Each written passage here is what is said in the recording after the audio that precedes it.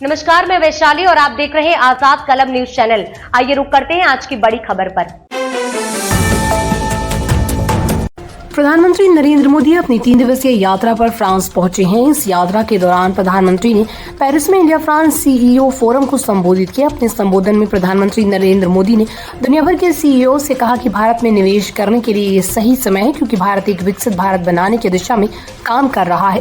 प्रधानमंत्री ने कहा कि भारत अब एक मजबूत व्यापारिक वातावरण और नीति की निरंतरता के साथ विदेशी निवेशकों के लिए उपयुक्त स्थान बन चुका है। पीएम मोदी ने फोरम में अपने संबोधन के दौरान कहा कि आज दुनिया भर के सबसे बेहतरीन व्यापारिक दिमागों का मिलन हो रहा है। प्रधानमंत्री ने भारत को निवेश के लिहाज से एक बेहतरीन गंतव्य बताते हुए कहा कि भारत 2047 तक विकसित भारत बनने का लक्ष्य लेकर चल रहा है। इसके लिए भारत सरकार एक मजबूत व्यापारिक पर्यावरण तैयार करने में जुटी हुई, ताकि विदेशी निवेशकों को एक स्थिर और लाभकारी वातावरण मिल सके। दिल्ली में बीजेपी का मुख्यमंत्री कौन होगा? जीतने वाले विधायकों में से होगा चुनाव, सांसदों के नाम सूची से बाहर। नई दिल्ली में 12 फरवरी 2025 दिल्ली विधानसभा चुनावों के परिणामों के बाद भाजपा के भीतर मुख्यमंत्री पद को लेकर मंथन तेज हो गया है। मंगलवार को केंद्रीय गृह मंत्री अमित शाह और भाजपा के राष्ट्रीय अध्यक्ष जेपी नड्डा के बीच संसद भवन में लंबी चर्चा हुई। सूत्रों के अनुसार दिल्ली में भाजपा का मुख्यमंत्री उन विधायकों में से होगा जो चुनावी परिणामों में जीत कर आए हैं।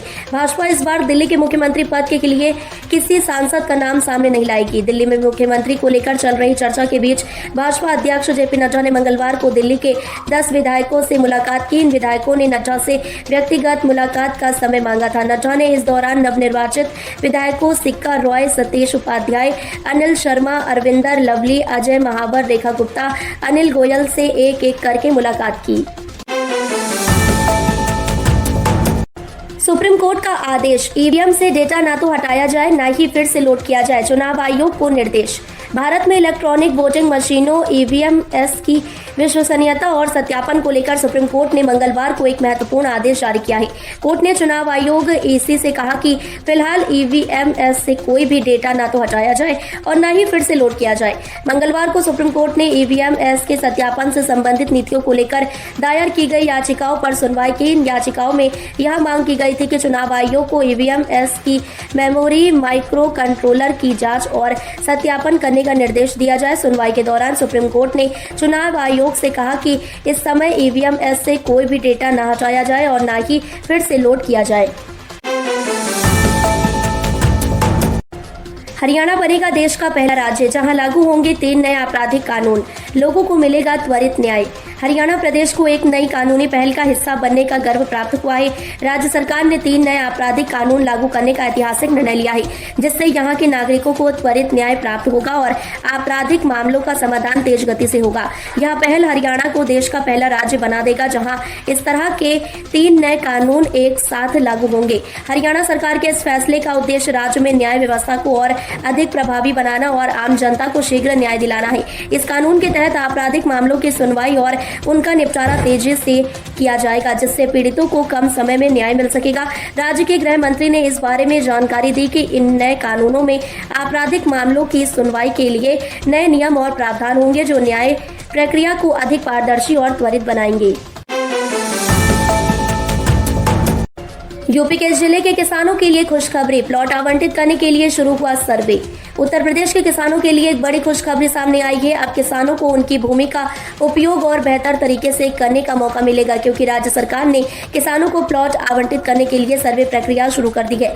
यह कदम राज्य के कृषि विकास और ग्रामीण क्षेत्रों में रोजगार सृजन को बढ़ावा देने के उद्देश्य से उठाया गया है। उत्तर प्रदेश के कई जिलों में किसान लंबे समय से अपनी भूमि के बेहतर उपयोग के लिए उपायों की तलाश में थे। अब राज्य सरकार ने इसके लिए एक महत्वपूर्ण पहल की है, जिसके तहत किसानों को भूमि आवंटन के लिए सर्वेक्षण किया जाएगा।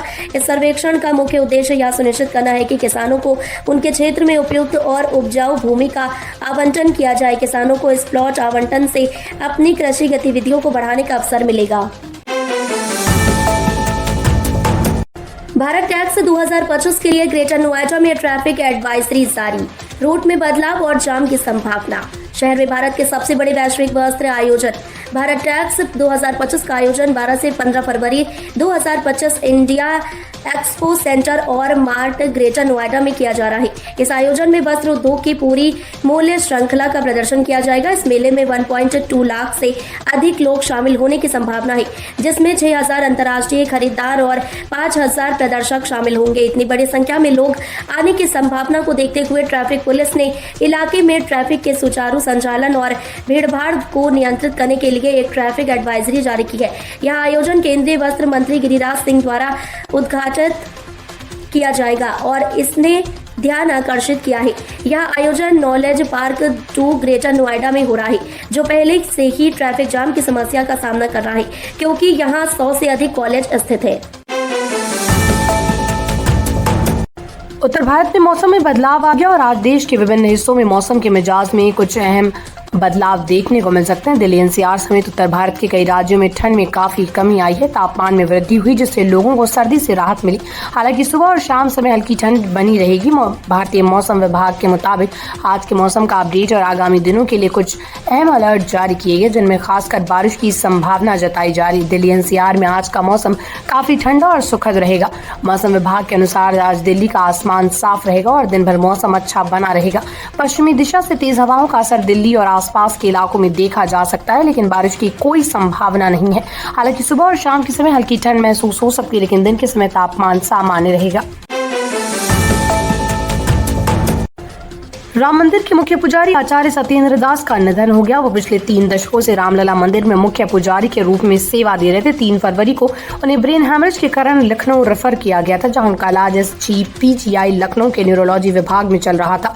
बुधवार सुबह 7 बजे उन्होंने अंतिम सांस ली। उनके निधन के साथ ये सवाल उठने लगा कि अब राम मंदिर का मुख्य पुजारी कौन बनेगा।